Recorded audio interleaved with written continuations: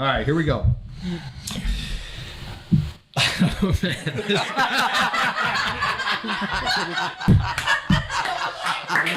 Oh, it's going to be a long night. All right, here we go. All right, welcome everybody to Tree Guy. A few moments later. Welcome everybody to True. What's up, everybody? This is Phil Rogacki. And I'm Jared Abergina. You're listening to Two Tree Guys Podcast.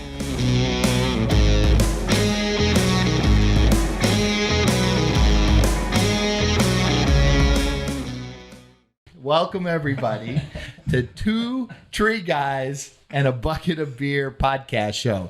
This is our first podcast that we're having here in a brand new studio that we just got finished built by a master carpenter named Nick Murphy. Maybe he'll be on the podcast show one day. But we also have a live studio audience today. If the studio audience can cheer and say something.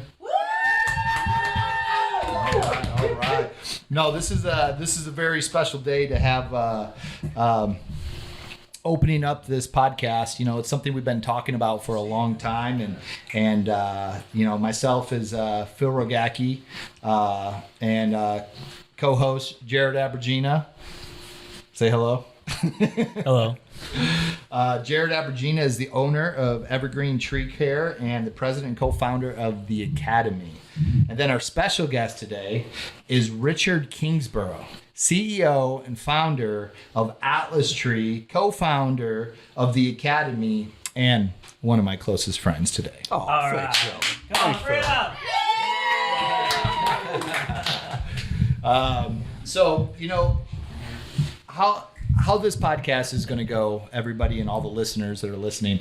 All two of you. All two of us, yes, or nobody right now, actually. But two tree guys and a bucket of beer. You know, it's something that every day after work, especially hanging out with Jared, you know, we always finish the day off where we have a beer and we talk about shit. What was our day like? What are we doing tomorrow? And creating ideas for the future in the companies. Brainstorming and trying to solve all the problems in the world. So basically, back in the day, it was two tree guys and a bucket of shit. That was the name of our. You know, so on this podcast, we're going to be having different beers, different breweries. We're going to be kind of talking about, and this one is a very special one, dear to my heart. Mare Island Brewery. Mare Island Brewery opened up, I think, back in 2013. I used to live on Mare Island. Mare Island Brewery opened up. I lived next to the owner, Kent. He was my neighbor.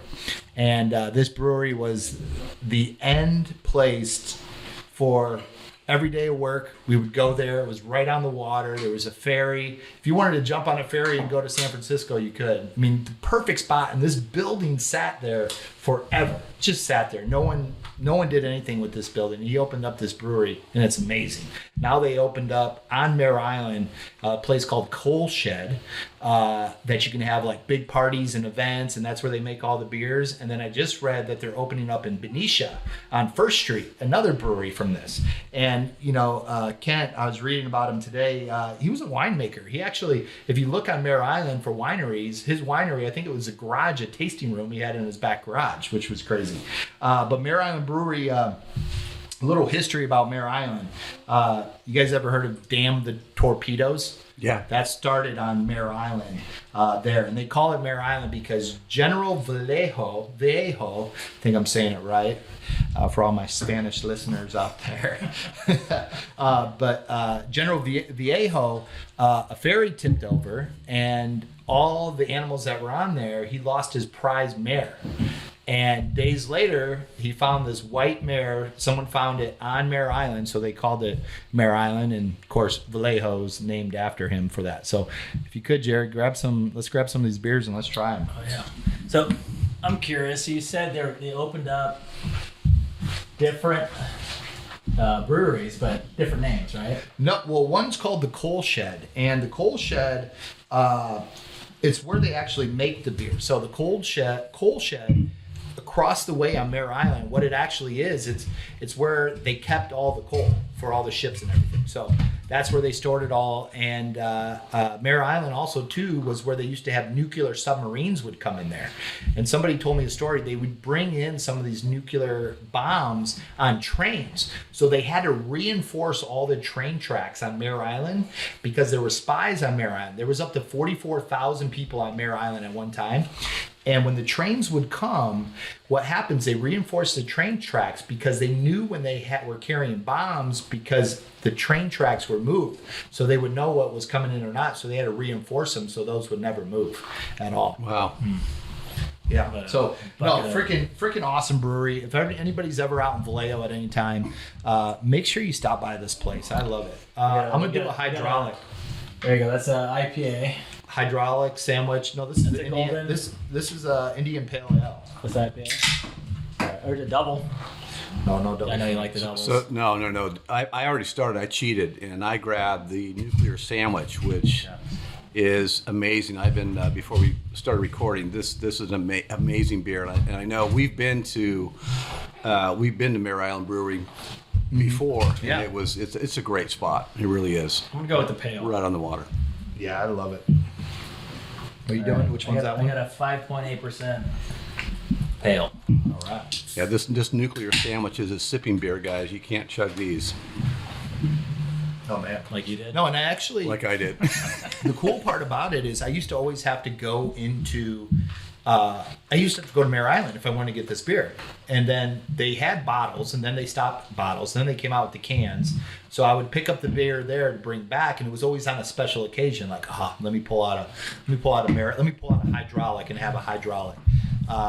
But I was in Bevmo the other day. They freaking got it in Bevmo. Really? Every single thing. I was like, yes. And not just this Bevmo. There's another Bevmo too. So I didn't know if it was just locally, but they have it in multiple different Bevmos out there. But Maryland Brewery, you're not our sponsor now, but if you're listening, we would love you to be our sponsor. And I'm even wearing if you guys would come and come to our podcast and teach Phil how to pour a beer, it'd be even better. I like the foam. He likes a good head on this beer. I know, but Oh man. so I remember my first. we're gonna we're gonna get into this, and Rich, you know, I know your story, but I don't know your story, and I know there's a lot of details and different things, and you know, you hear little stories that pop out here and there about, oh, I remember when this happened. Oh, you remember when this happened. But today, you know, the listeners that are listening today, we want to hear your story. We want to hear the good, the bad, the ugly. We want to hear, I mean, starting since 1982, you started the company and built it from scratch. I mean, you have your old truck, your first truck, the Dodge, which is OD, because it was missing some letters, that's still parked out front. I just remember coming the first time here and going, why does he have that old truck out there with goats climbing on it? So, you know, today I just want to talk about, I want to hear your story, man. I want to hear, you know, everything that you came from and, you know, from where you're from and talk about how you built this company and some of the successes and losses and things you learned along the way, because the listeners that are listening here today, there's a lot of people that are out there that are questioning of going, should I start a business? Should I do a tree company? Should I do another type of company? And there's a lot of people too that are in the mix or the middle of their business, and they're wondering, should I just fold up and be done with this? Can I get through that? Absolutely. Can I make it through this? Right? For that. So, you know, I know you started the company in 1982. When did you know? Well, here, go ahead. Just start your story. Tell me where you're from and all that good stuff. This might be a few episodes of this. I It know, might be. I No, know. it's okay. I'm so fucking This might old. be a couple. Well, you know, I knew early on, even when I was in high school, that I wanted to own my own company someday. I don't know what. I don't know. I had no vision of what that would be. But and I wasn't a good student. You know, I sucked at school. I was kind of athletic in high school, so I knew, I loved the outdoors. You know, I love being outside, and I got bored easy. So you know, it kind of fell into my lap really a little bit. I tried a couple things after high school. I tried going to college, but that was, that didn't work out too well. What'd you major in? Girls. Girls. Girls. Oh, no, yeah, I think music appreciation or something like that. Okay. Really? Okay.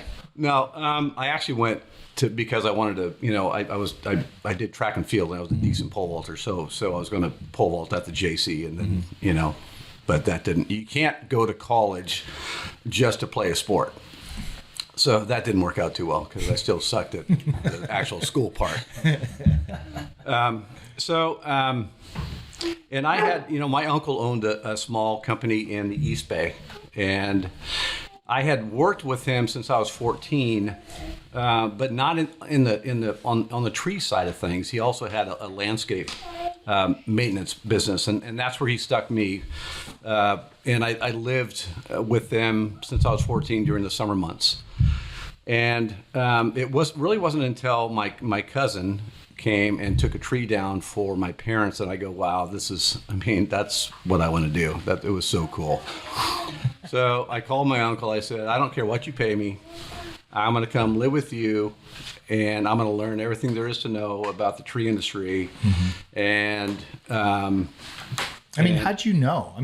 Watching someone remove a tree, what was inside of you? You go, that's it. Because it took me, I was like 27. Well, and I still didn't even know until like 3 years ago what I wanted to do. I think you know what you're doing. You'll get there. But how'd you know? Like, what inside of you said, that's it? Well, being a pole vaulter, I kind of like that rush. I love being outside, and I knew it just fit me perfect. Mm-hmm.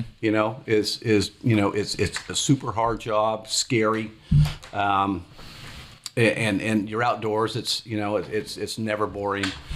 And even though I didn't know anything about it, I just saw that. I saw a tree climber climb a tree and perform that act of taking a tree down, and I knew that and I knew my uncle. He was pretty successful. Mm-hmm. He was making good money. So I knew that's what I wanted to do. So I worked with them, learned as much as I could. Back in the Cro-Magnon age when I started, obviously I didn't learn anything right. I didn't learn anything correct. So what did it look like in these days? Are you talking like no hard hats, long hippie hair, right? Like blue jeans? Yep. No, I had the Farrah Fawcett hair hanging down to my shoulders, and nobody wore hard hats. Was there bell bottoms? Oh yeah. Or was it cut off? You're working big time. Or was it cut off jeans? Mm. No, dude, that's no Daisy Dukes. I could have seen you out there, tank top. Yeah, or no shirt, Of course, no shirt. Yeah, hat turned backwards, no, no hard hat, no earplugs, no safety glasses, none of that. Those were for pussies.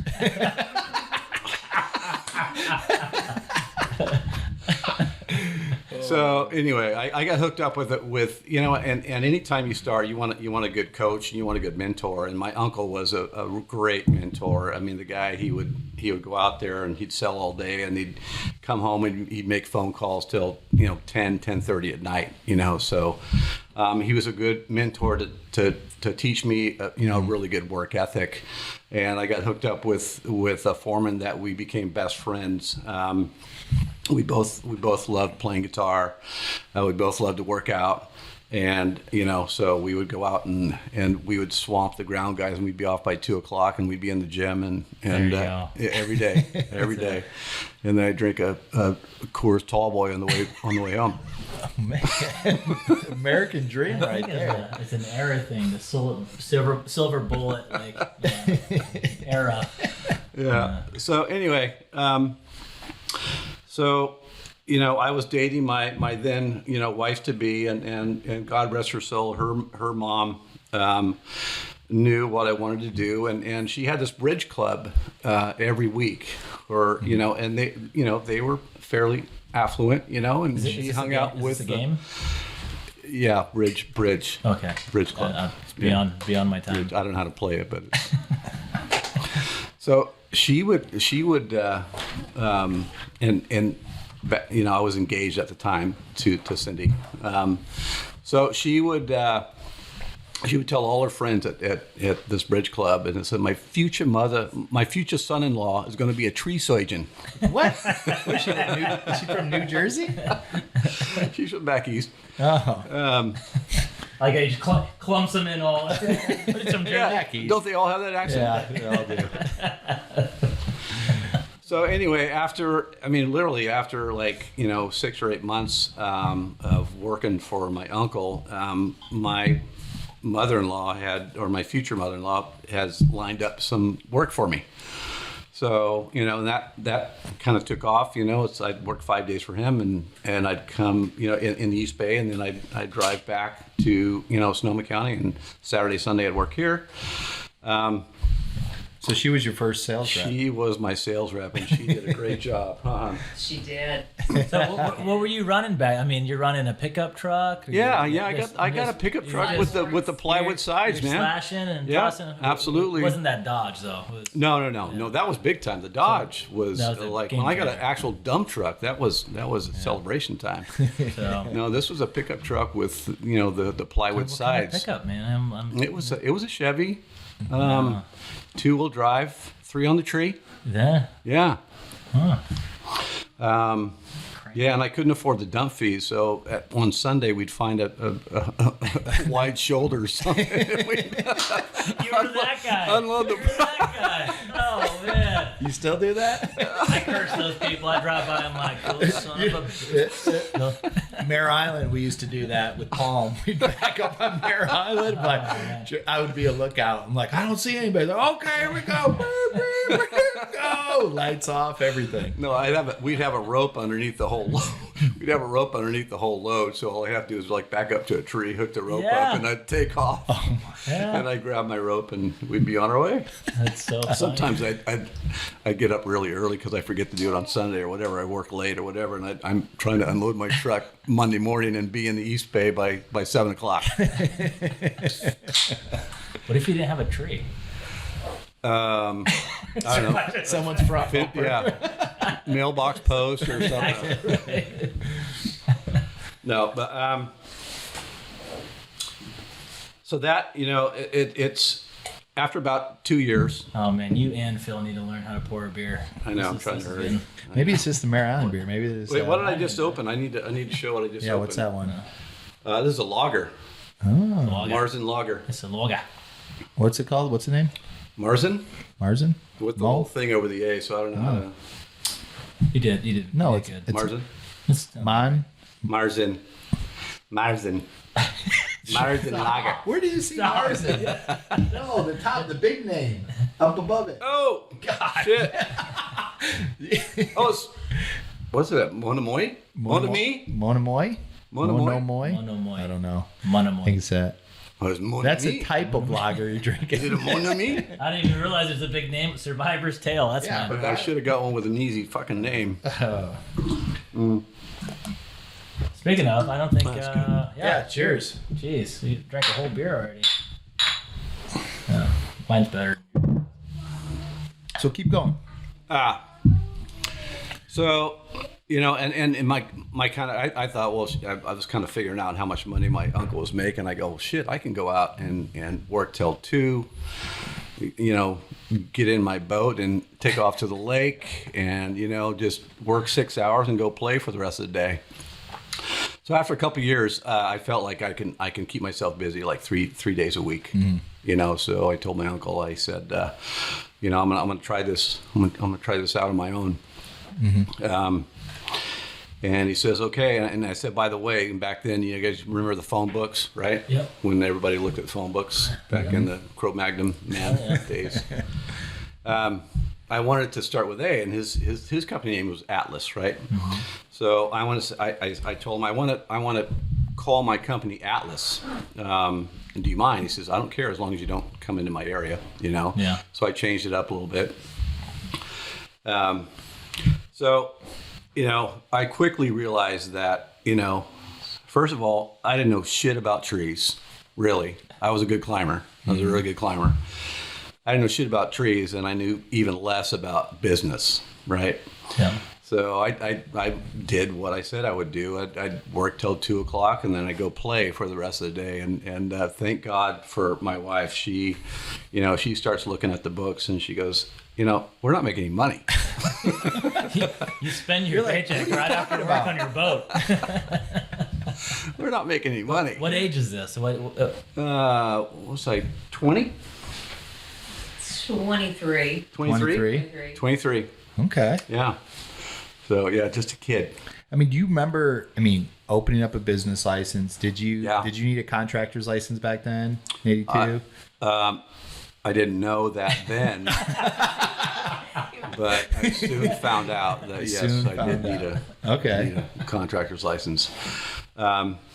But one of the guys that really was a good coach and a mentor to me, and I was doing one of my jobs at a mobile home park, and in the middle of summer, it was July, and I had my spurs on because back then you spurred up everything.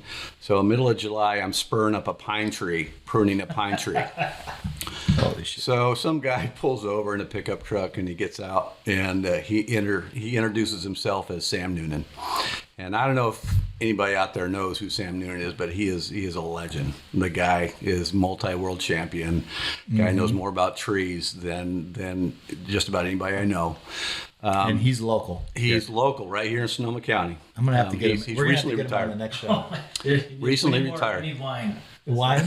A lot of wine. Okay. So he basically he calls me out of the tree and he basically says, "What the fuck are you doing?" I go, "Well, I'm pruning a tree." And he goes, he literally goes, he shakes his head and he goes, "Man, it's July and you got spurs on." And he was the one that introduced me to the ISA. Okay. And so I started looking it up and I started learning about it, and he actually was the one that stimulated me to, or prodded me to compete. So I quickly learned after going to a couple of seminars that I don't know shit about trees and how they react when you prune them, how to properly rig or any of that, and I don't even know the names of half of the trees, right? So I dove all the way in, and I wish I knew that when I was in high school, and it would have funneled my focus, and I really probably could have gone to college to learn about this stuff. But anyway, so I just dove head in. I became a certified arborist and track and all that stuff, and then I started competing. And that's where I really grew as a tree climber, is competing. And one of my,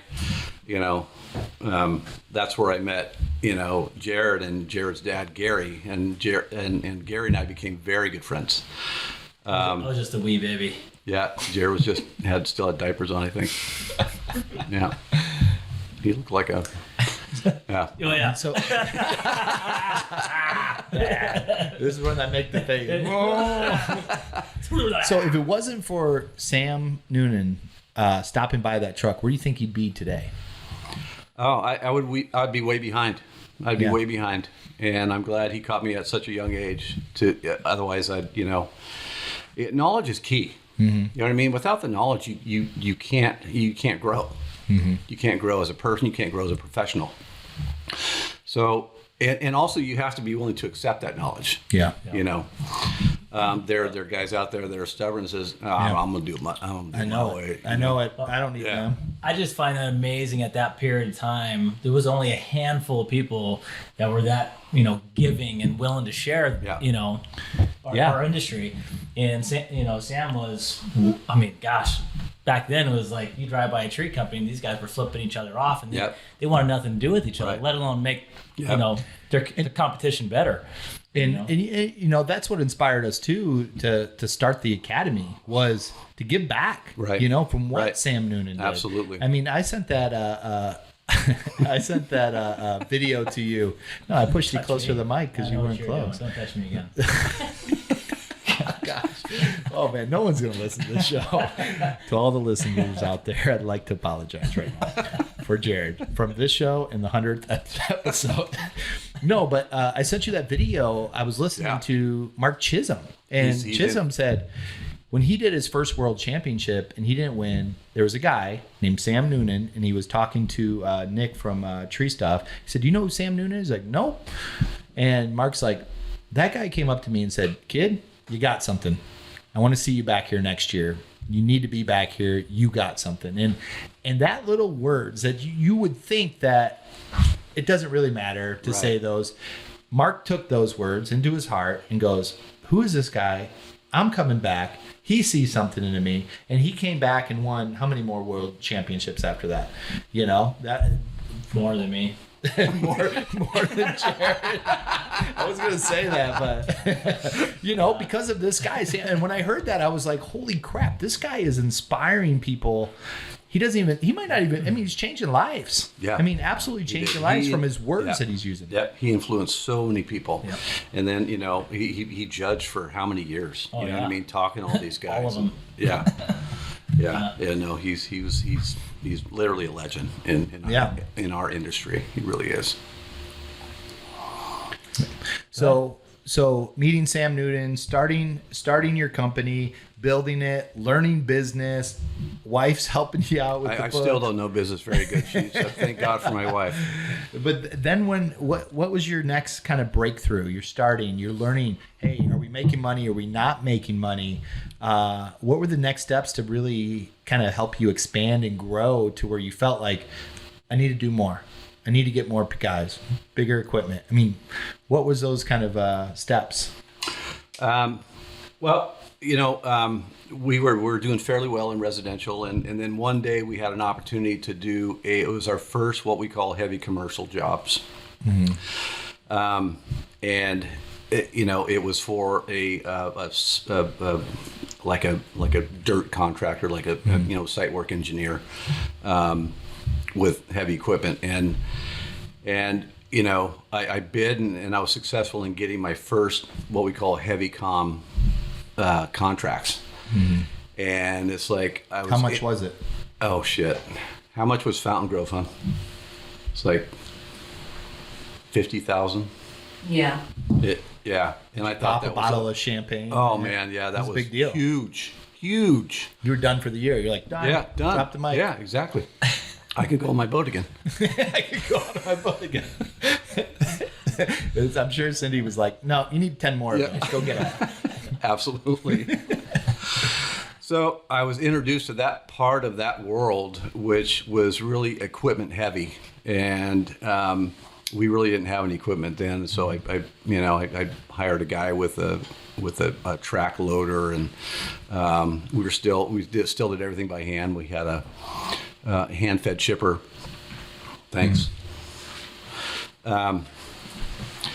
So that introduced me to a whole new world of heavy comm, and introducing you know, the tree work, incorporating equipment with it. So it's like, you know, soon after that we needed a bigger chipper, and you know, we needed, you know, skid steers and you know, stuff that could, because these guys, if you don't get done on time, you know, the clock's ticking, and it's like the clearing is the first thing that needs to happen, right? So it's like if you delay them, it's not pretty. It's not pretty at all. So, and they're on your ass all the time. It's like, when are you going to be done? When are you going to be? Because they got all these guys waiting to get on this project with all this equipment ready to move some dirt, right? And they're waiting for some fucking tree guy to get the trees out of the way. Were you on time on this project? We did okay. We did okay. Yeah. But you got a taste of this. We got a taste of that. And you know, in the industry, you know, talking to a lot of guys out there and a lot of companies, sometimes they're right here in front of them. Like, that's all they can see is, I only can do residential because that's all I know. Right. And there's a whole bigger world out there for them, and they just stick in that. And you know, yourself getting in and open your eyes to going, holy shit, 50 grand, one customer. I did the same amount of work for Right. one customer of what I would have done for $500. Are you trying to tell me something? You already told me you're I'm not so all rude. residential. I'm like, I'm right here. Awkward.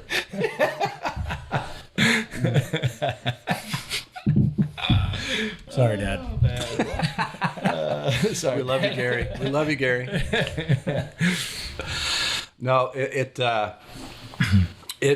and nobody was doing it. You know, nobody was doing it. So I knew there was kind of a little niche there that that we needed to get into, and it wasn't easy because these guys hold your money. They look for ways to hold your money. Yeah.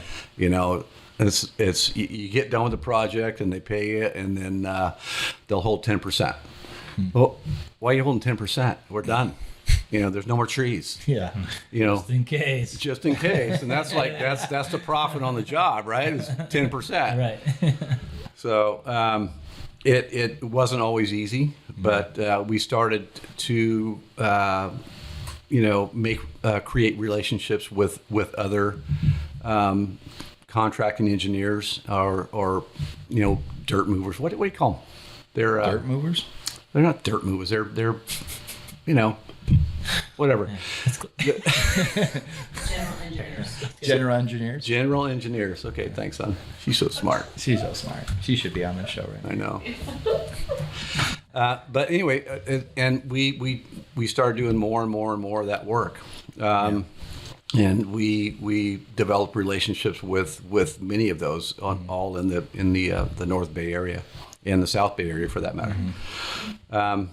So that's kind of how we grew, in the initial phase.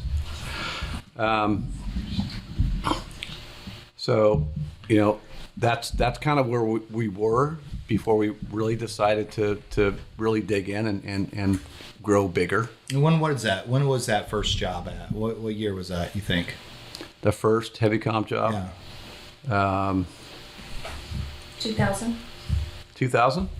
So at that point, as a company, so you just got into heavy comm. What else was there? There was res. That's it. Was It's there residential just res? and There was heavy no, comp. like HOA. No. We weren't doing any. We weren't doing any multifamily. We did a little bit of HOA work, but it was just residential and heavy commercial. So that was the You know- platform to running. The funny story is when I first got in this industry, and of course Rich knows this because I tell him once in a while, but the first time I got in this industry and I had my very first bid I found online, it was for Napa State Hospital. I remember. Big packet. I read every single word through that whole packet. I tried to memorize it. I'm like, oh no, gotta dot the T's, dot the T's and cross the I's. That's what we got to do. Man, this is some good beer. I remember, and I went out there and I walked, and there was all these companies. We literally had a bus going around this thing, and I'm just sitting there, and everybody, their big arborist patches all over them. Arborist here, arborist here. Not me. I wasn't even an arborist. They were like, "Oh, you an arborist?" I'm like, "I'm a qualified arborist." Feels like I qualified myself. What's an arborist? I had no idea. They're all naming trees, and I'm going, oh shit, what did I get myself into? And I remember at the end, we put the bids in. I worked on all these bids. I created matrix on the computer, had no idea what I was going to do, how many trees did I had to do per day to win this. And I remember I went in for the first bid opening. It was a bid opening and only 3 people. There was like a bus full of people and only 3 people turned in their bids. And I'm going, what the hell just happened? Why was there a bus and only 3 guys turned in their bids? And you know what? You don't need to go to the bid openings. Actually, you find out. I know, but let me tell you, if you've been to a bid opening, I don't care. Till this day, it's exciting. You sit there and they open up the first envelope, and they open up the first envelope and they look, and you're like, oh, they read the number off, and then they got to ours, and then they got to Atlas, and I'm like, oh shit. It was between us and Atlas, and I won. You also didn't make any money. My very first bid I won for all these trees. And I think it was $67,000. And I was like, oh my God, drop the mic. I'm done for the whole year. Oh man. So that was the first time I was introduced to Atlas, and I always heard great things about Atlas, and I knew they did big shit. That was it. Atlas, they do big shit. They got big equipment and they do big shit. Yeah. And that was your name in the industry with the heavy comm amongst all over Northern California was Atlas. Atlas, big Atlas, bucket Atlas of shit. does everything. Big bucket of shit. So 2000, heavy comm, growing, then what? What was next big chapter in your career, in your business, and the people that were working for you? Big chapter. Business isn't always easy. I think one of the big turning points was, when we almost lost everything. After the recession, we were just buying jobs. We weren't making any money. We kind of let loose with the reins a little bit, and let people kind of have a little bit too much control. And we almost lost everything. And and it literally, we were determined not to lose. So we fought, and we scratched, and we came back. And the thing though is, I would not trade those times for anything. That's awesome. I wouldn't trade those times for anything, because that made us better.